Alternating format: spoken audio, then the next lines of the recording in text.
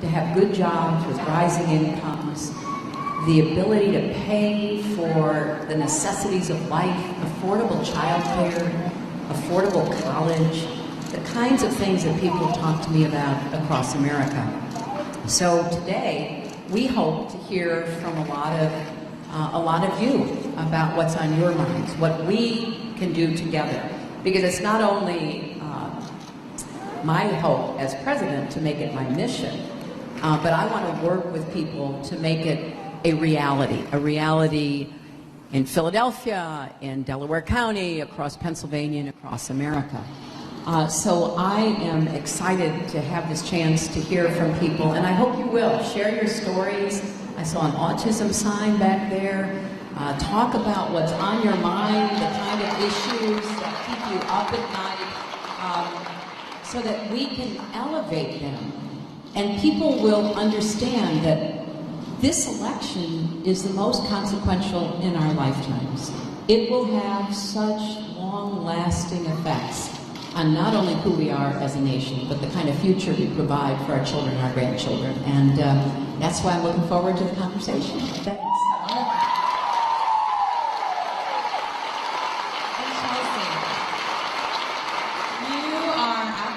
I know you have a 3.5-month-old baby at home, traveling for your mom, out on the trail. As a mother of 2 little ones, as a former first daughter, what do you want people to know about your mom? Well, Elizabeth, thank you for being with us and being away from your sons today.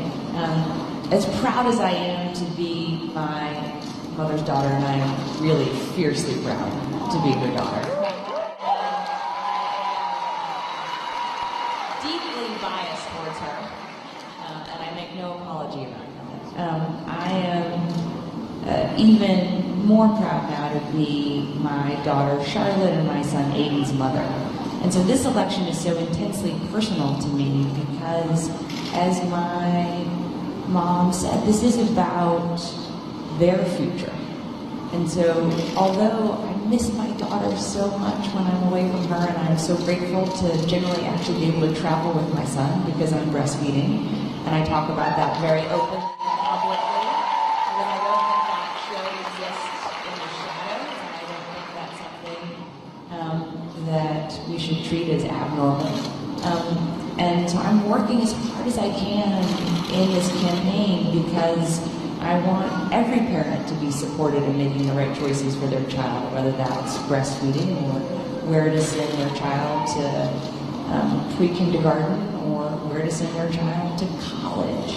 And this election is so intensely personal to me because it's about my children, their generation, the kids they're going to be in school with, the kids they're going to be friends with, the kids they're going to play with, they're going to get to grow up with. So I just am so grateful to know that my mom feels the same way. As you may have seen last week, we had a debate, and I was very proud of my mom. And yet, the debate on Monday night was not the most important thing happening in my family that day. Definitely the most important thing happening in my family that day was that my daughter, my mother's granddaughter Charlotte, turned 2.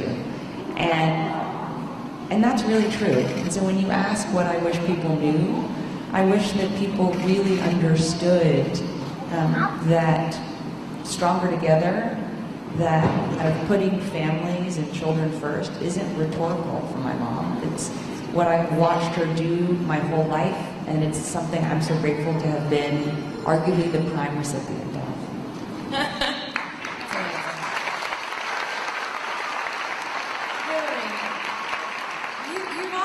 That America needs a president who understands not only the big challenges, which as a former First Lady, Secretary of State, Senator, I have every confidence that you know the big challenges, but also the everyday realities, the things that keep people up at night, you know, those quiet problems, I think you refer to them as. What are some of those quiet problems that you feel are facing Americans, and how can you help them feel better about them? Well, that's absolutely true.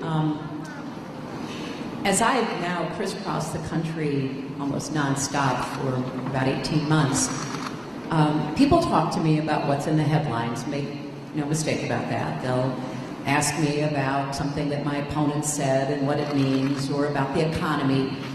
But very often, what people want to talk to me about is what keeps them up at night. So the grandmother that I met the very first day that I was campaigning in New Hampshire, who had retired from her job, but when her daughter became addicted to heroin, she had to go back to work to take care of her granddaughter. I have met so many families affected by addiction, or the mental health issues that were raised with me the very first time I was in Iowa. And people say, I can't get the help I need for myself, for my spouse, my child, my sibling. There's just not enough help. And we know so much more about how we should be treating mental health as part of health. Not something separate, not physical health, the neck down, and then mental health, the neck up. It's all health. And it's all who we are and what we need to do to take care of each other.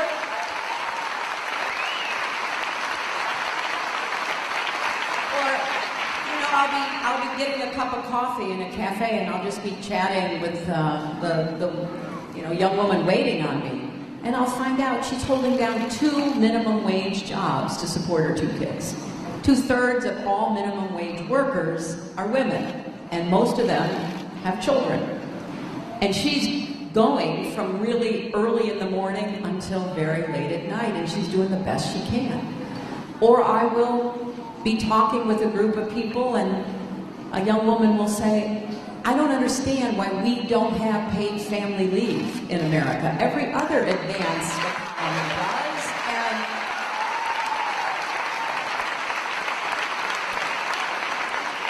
And sometimes women tell me these stories about how hard it is. They have not only no paid family leave, they have no earned sick days. And when Charlotte was born, I was in the hospital with Chelsea, and I was talking to one of the wonderful nurses who were taking care of her and the newborn. And I said to the nurse, I said, so what's it like with all of your patients? Because obviously we know we're privileged, and we understand that we have a lot of blessings that a lot of people don't. And the nurse said to me, she said, the hardest thing is we deliver a baby, say on Monday, and the mother is so distraught because she has to go back to work on Thursday or Friday, or the following Monday at the latest, or she might lose her job. I mean, it's crazy. It is crazy. Affordable childcare. Childcare in some states costs more than in-state college tuition. And you think about the stresses that is imposing. And then people looking to the future, trying to get college affordable.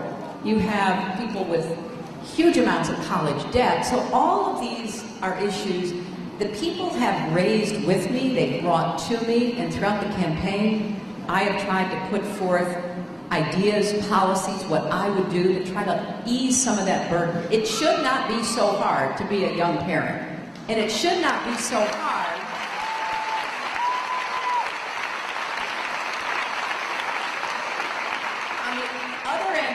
spectrum to take care of your loved one.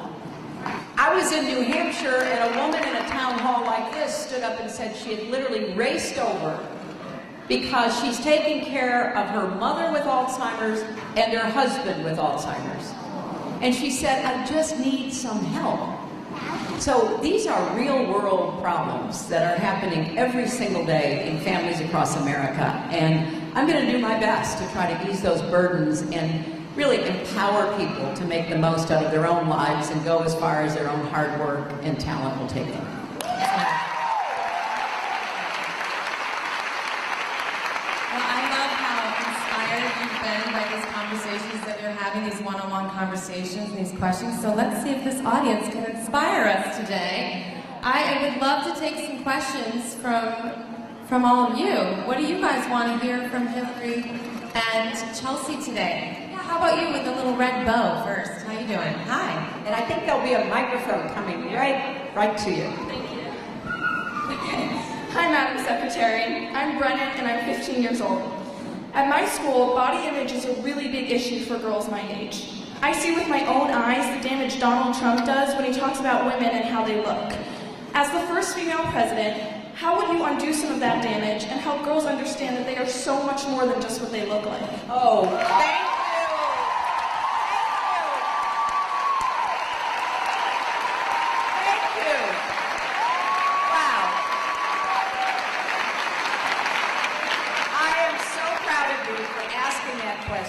And I think both Chelsea and I would like to say something about this.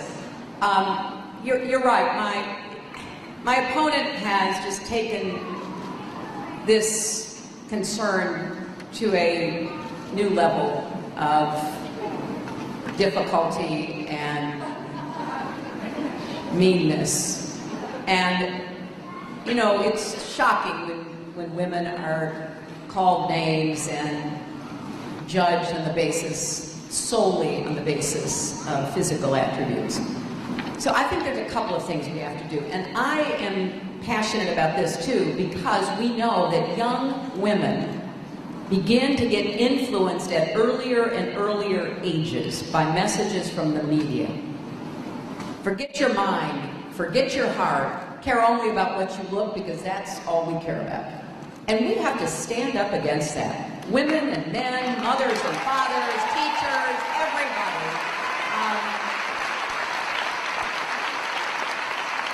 So, I mean, think about it. My opponent insulted Miss Universe. I mean, how do you get more acclaim than that? But it wasn't good enough. So we can't take any of this seriously anymore. We need to laugh at it, we need to refute it, we need to ignore it, and we need to stand up to it, and especially the bullying. There are too many young women online who are being bullied about how they look and being shamed and mistreated, and sometimes that leads to tragic outcomes. The pressure of being talked about that way leads some young women to try to hurt themselves. So we have got to be as clear as possible. You are more than the way you look. Now, you should be healthy, you should take care of yourself, but we're not all going to end up being Miss Universe, I hate to tell you. So let's be the best we can be, and let's be proud of who we are, and let's support other women and girls in being proud of who they are.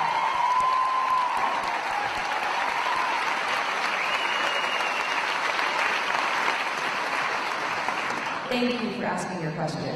And I think we also have to support schools in feeling responsibility to teaching anti-bullying and pro-social behaviors in elementary school, middle school, and in high school.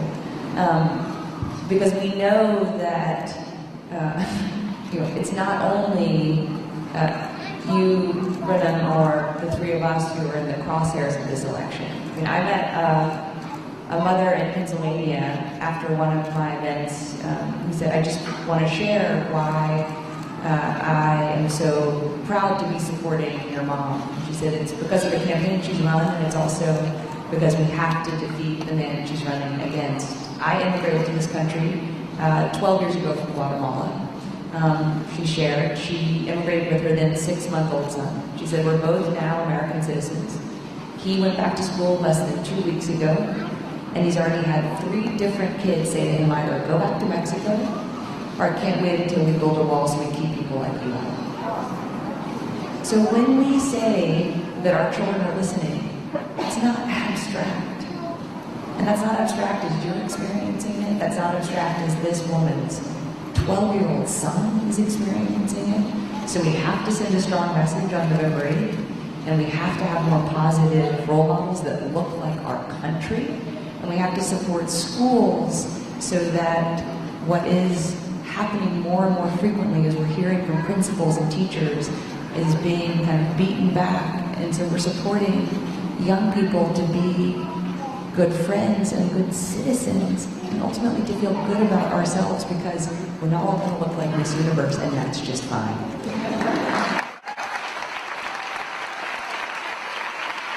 right, let's take another question. Someone over here. Yeah, how about in the back? Yeah? Thank you so much for calling on me, and I'm thrilled to be here. I don't have a particular question, but I would like to introduce a topic. I'm here representing parents who have lost children to gun violence. I lost my older son, and then that wasn't bad enough. My younger son never recovered, and I lost him too. But he committed suicide, so this is a double-headed subject. You're on. Well, thanks for being so brave in raising what is an incredibly painful subject. I have gone all over the country talking about this issue, and I will tell you, despite what you hear from the gun lobby and people who do their bidding, a vast majority of Americans want us to tackle the epidemic of gun violence. And what we are going to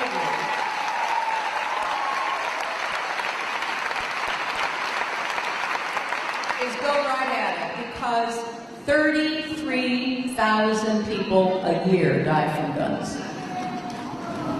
About a third from homicides, about a third from suicides, and about a third from tragic, avoidable accidents. Now, if something else were killing 33,000 Americans every year, you can bet we would be on the front lines demanding that this disease be stopped, or this bad drug, or whatever it might be. So, we have to elevate a lot of these stories. I have been honored to work with mothers who've lost their children. And a lot of these mothers are trying to turn their mourning into a movement. Getting up every day, trying to figure out how to take on this scourge. Here's what I think we need to do. We need comprehensive background checks. We need to close the online loophole, and we need to do everything we can to close the gun show loophole, and we need to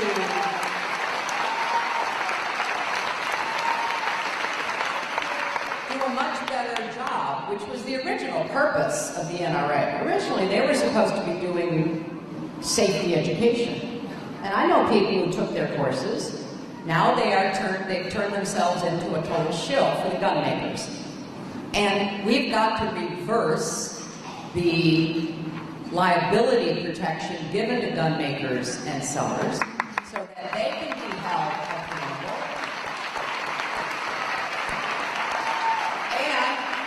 And we have to finally pass a common sense bill. Your Senator Bob Casey was on the floor arguing for it last summer. A bill to prohibit people on the terrorist watch list from buying weapons. And everything I've just said is supported not only by a big majority of Americans, but a big majority of gun owners. So we have got to have a counter movement to this reckless, irresponsible propaganda that is pushing guns everywhere to everyone. And I am well aware that this is politically challenging. I've seen that. But I also believe that the time has come for us to act, because the deaths and the injuries and the losses are so great. Now, you know, the gun lobby, whenever I say this, they say, well, you can't stop every killing. Well, let's get the number down to 20,000, and then let's get it down to 10,000, and let's get it down as low as we possibly can to save as many lives. And for people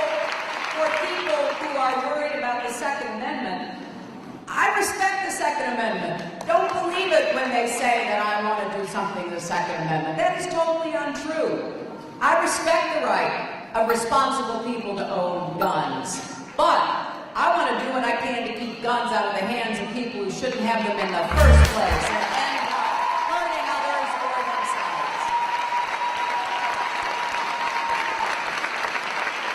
Thank you for that. I feel so many people believe that this is a choice between guns and no guns, and that's not true in your case at all. You just want regulations that make sense. Gun sense. Okay, thank you for that. You want to ask a question. You are dying to ask a question. I can feel it. Get her a microphone. Hi. I'm piggyback off of the gun violence.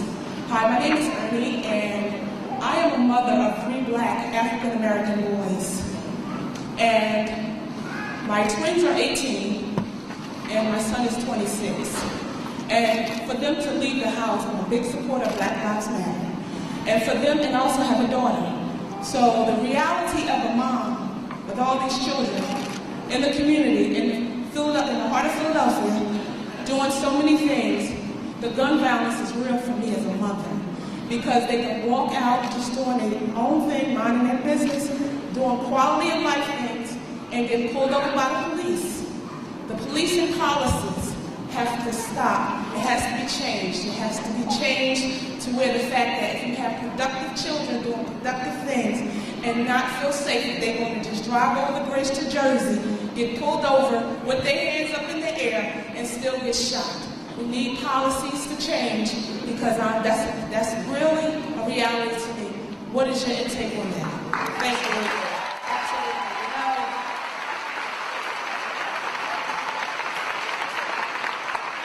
That is the reality. That is the reality. What she is talking about is what black parents live with every day.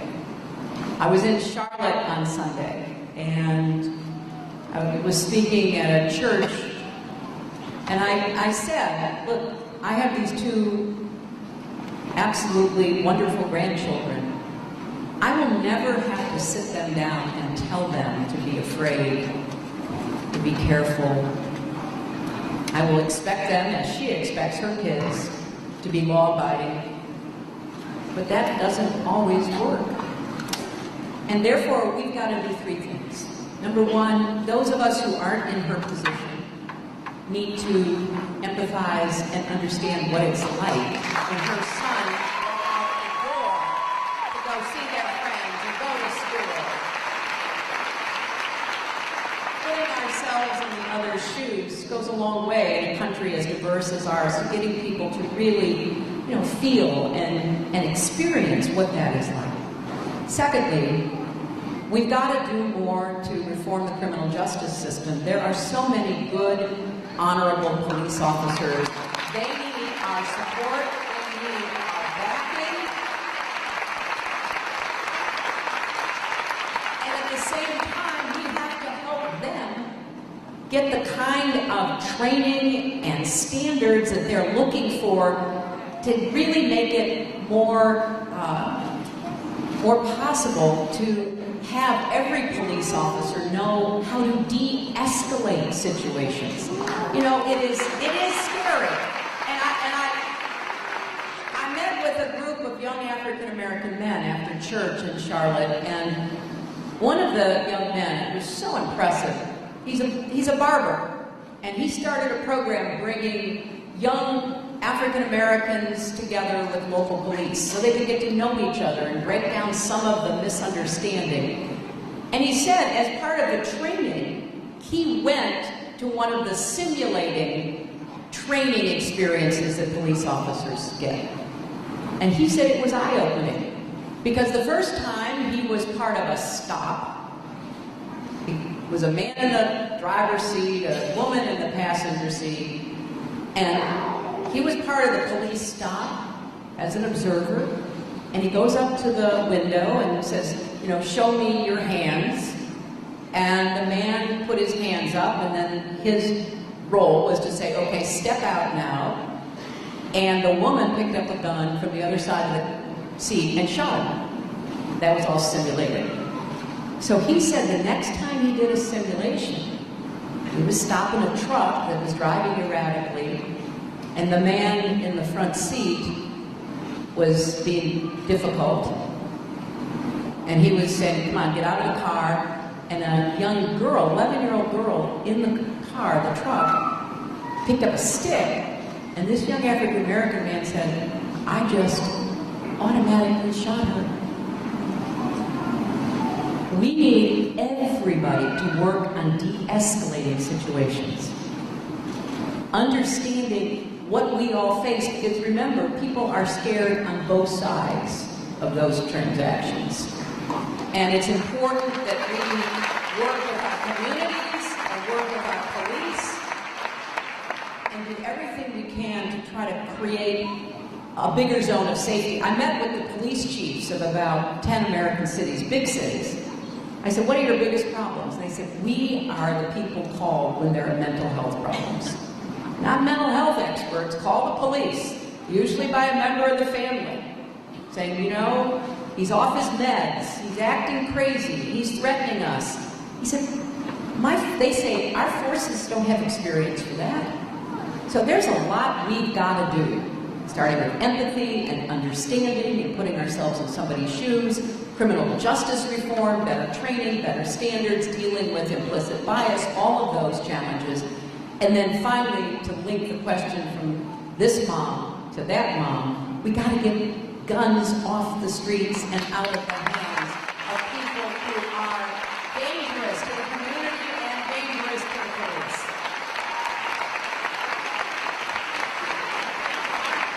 I'd like to take this question from this gentleman right back here. Hey, you can get it. Madam Secretary, and hopefully Madam President, you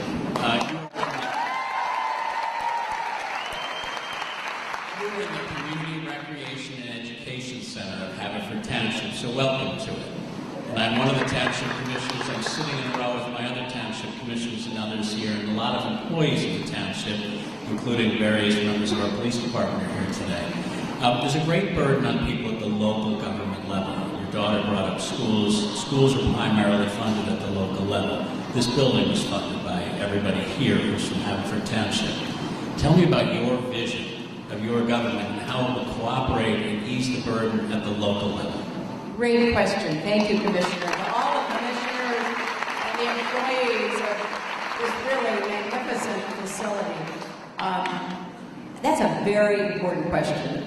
And it is one that I've thought a lot about because so much of what people experience every day happens at the local level, right? And they go to a beautiful facility like this. What are their schools doing? What about local law enforcement? So I want to be the best possible partner with local communities. And with communities like this one here, you've got plans, you are moving forward with a vision of what Haverford can be in the next years. I want to help you with that. And remember when my husband was president, he had federal dollars going to 100,000 more police officers on the street.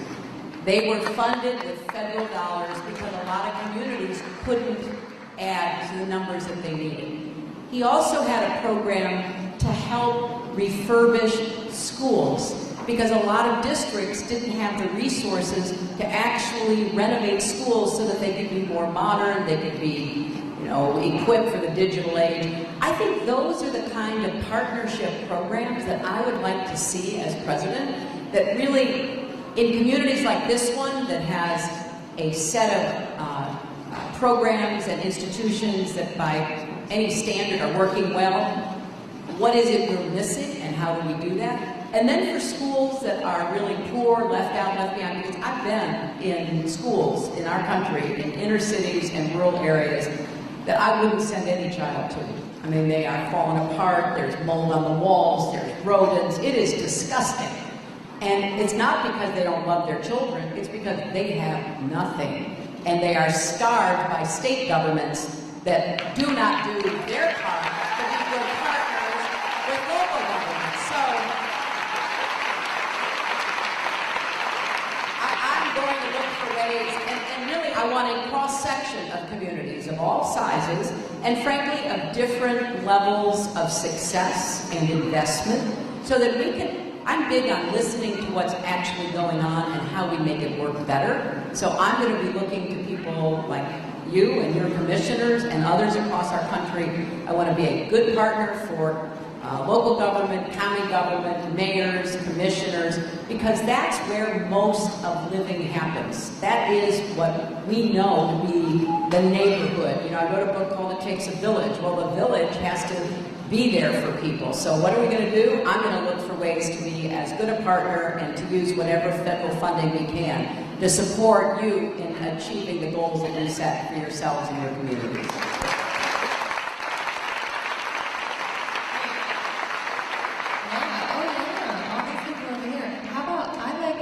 I'm partial to the little ones, if you don't mind. I like this girl in the white. Yeah, with the sparkle necklace.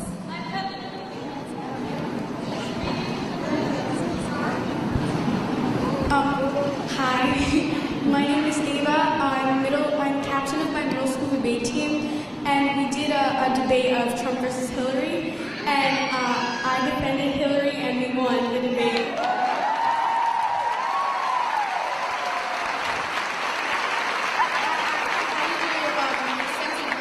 About all your plans for all the different topics. So I read through your website, more specifically on college debt, and I read through the college compact and your plans. And I just want to ask you more specifically, because I was just a little bit confused on the wording of the college compact, so I want you to more specifically tell me what your plan is for that. Great.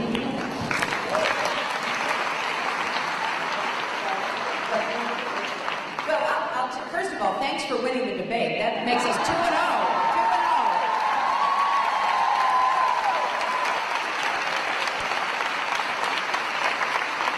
So here is what we are proposing. And by the way, Tim Kaine and I have put out a little book, a little paperback called Stronger Together, where all of our plans are described and how we pay for them.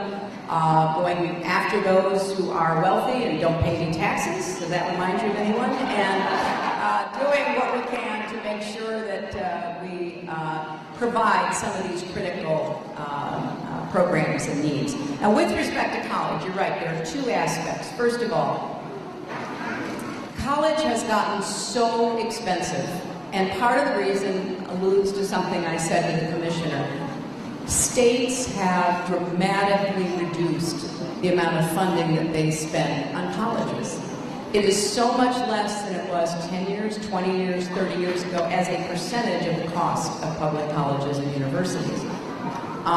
We want to begin to reverse that because a compact is exactly as I mean it, which is an agreement, a partnership, if you will, between the federal government, the state government, the college or university, and families. So very simply, here's how it would work, and it applies to public colleges and universities because that's where we have the most influence at the federal level. First, if you are in a family of $125,000 or less, you will be able to go to a public college or university tuition-free.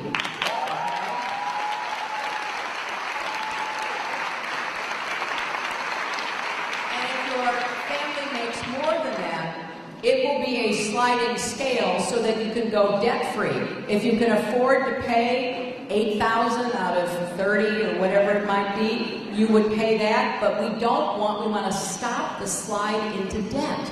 It is undermining the futures of young people, and it's hurting our economy, by the way.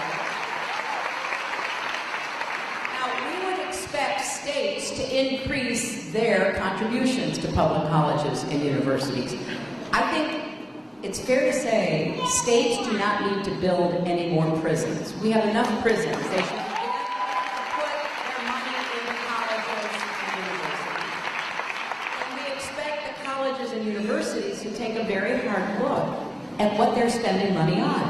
You know, let's be clear that there are some wonderful extras that can be part of colleges and universities, but the most important thing is making sure students can attend and you have faculty with the kind of resources to be able to teach so the students can learn and have a degree that's meaningful.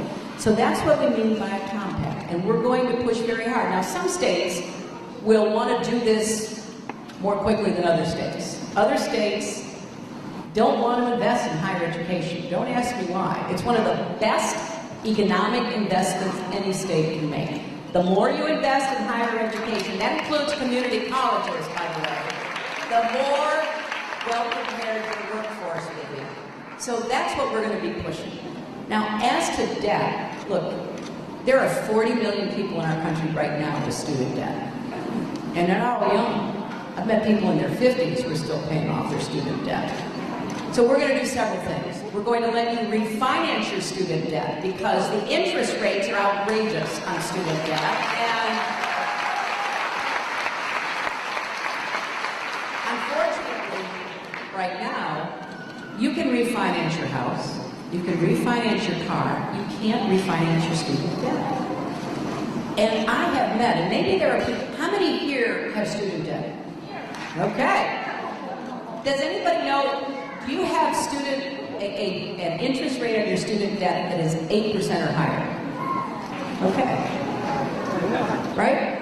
So I've met people 8, 10, 12, 14%. We hardly have any interest rates. It makes absolutely no sense. So we're going to let you refinance, then we're going to move everybody into income repayment programs. That means you pay it back as a percentage of your income. And what that enables you to do is actually take a job you want to do. And that's what happened to me. I borrowed money for law school.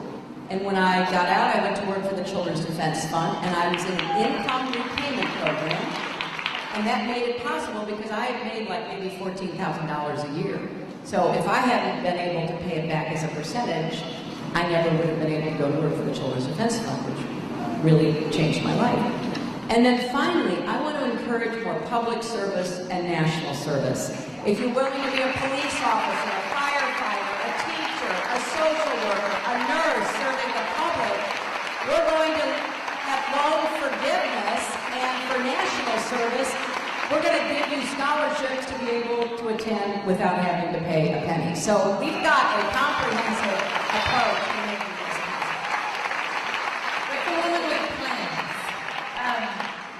Something that I'm really grateful my mom was an early advocate for, and now is our party's position that relates directly to the last two questions, is having automatic voter registration when you turn 18. Yes. Because the greatest predictor of whether someone votes is whether or not they're registered.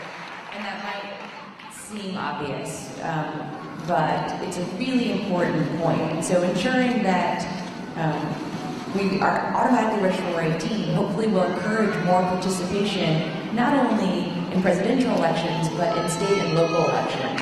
Because almost everything that we have talked about requires a shared vision at the state and local level. Particularly when I'm out listening to and engaging with young people, I hear questions about criminal justice reform, student loan reform, and climate change. And all three of those, yes, require strong presidential leadership, but also require the right type of leadership at the state and local level. So although that hasn't come up yet, I think it's a hugely important question, not only in this election, but for every election. So I hope that she succeeds on that front as well. We have time for one last question, actually, and I'm going to take it from this girl right here in her Hillary shirt. Hi, my name is Kayla. I just want to say thank you for passing the Children's Health Care Insurance Plan because you have changed my life. I would not be here standing today better than I was if not for you and that plan. So thank you.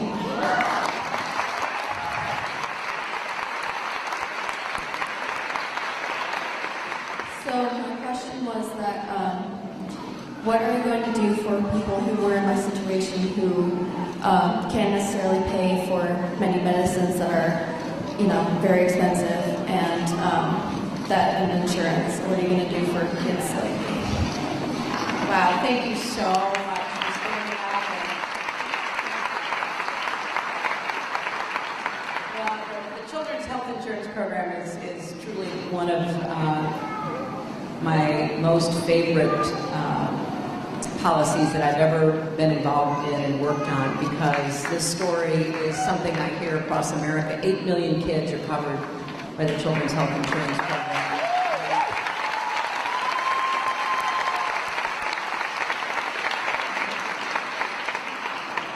And the question is really important.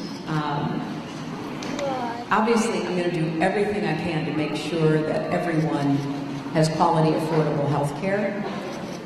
And that means we've got to fix the Affordable Care Act, keep what works about it, but improve it, get the costs down. Premiums and deductibles, prescription drug costs are way too high. So we've got to work on that. And we have to make sure that we do more outreach to families, particularly pregnant women.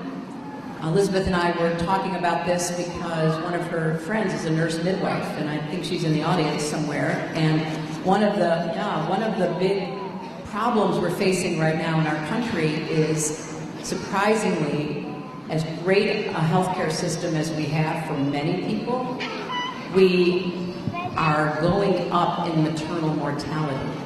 We are losing mothers during pregnancy, labor, delivery, and shortly after. And we are at a higher rate than some countries that are so much poorer, but they're better organized to reach out and really work with the very beginning of pregnancy all the way through. Still, too many pregnant women don't get prenatal care, or they don't get adequate amounts of prenatal care. So we've got to look at the whole life cycle, and I am committed to doing everything I can to keep the Children's Health Insurance Program alive, to improve the Affordable Care Act. One of the good things the Affordable Care Act did, which has nothing to do with whether or not you get your insurance there, it affects all 175 million of us who get health insurance through employers, is that it made it absolutely prohibited to deny people insurance for pre-existing conditions. And that affects so many millions of Americans, including a young lady. It also took off lifetime limits. I met a grandfather during the primary campaign in eastern Iowa who came up and said, please defend the Affordable Care Act. He said, we had a grandchild born with a severe heart problem, and the baby's only a year old and has already had like 8 surgeries.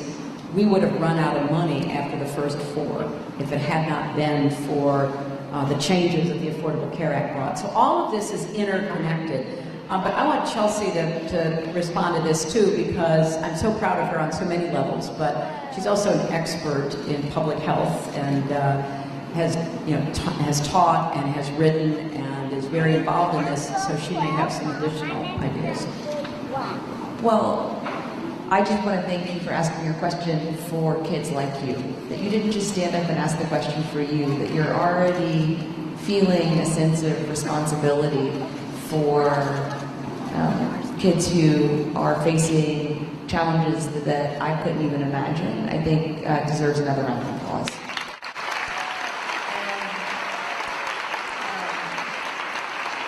And just to build on what my mom said, something that I wish got more attention in this campaign was that we actually need more doctors, nurses, nurse midwives, physician's assistants, and we need to be incentivizing universities that already have those programs to expand them, and incentivizing universities and colleges that don't have those programs yet to start them, particularly in more rural communities where there's a huge gap between the need and the current kind of human resources for health. And this directly goes to the question of maternal mortality. Because although, given the Medicaid expansion that the Affordable Care Act enabled in many states, more women were getting prenatal health care, we know that still not enough are, and it should be unconscionable that any mother dies in our country. And so we know we need more resources and we need more training, but we need to be putting people with the training in the places where the need is still the greatest, and we're not yet doing that. And it is something that my mother's talked about, written about, advocated for, and something I know she's thought about in this campaign. And unfortunately, too often oxygen is being consumed otherwise. But this is a hugely important part of the conversation. What do we do to ensure that we have more nurse midwives kind of in the communities where they're really needed? Because no mother should die. And I don't think it's expecting too much of our country to have that be a reality in the 21st century.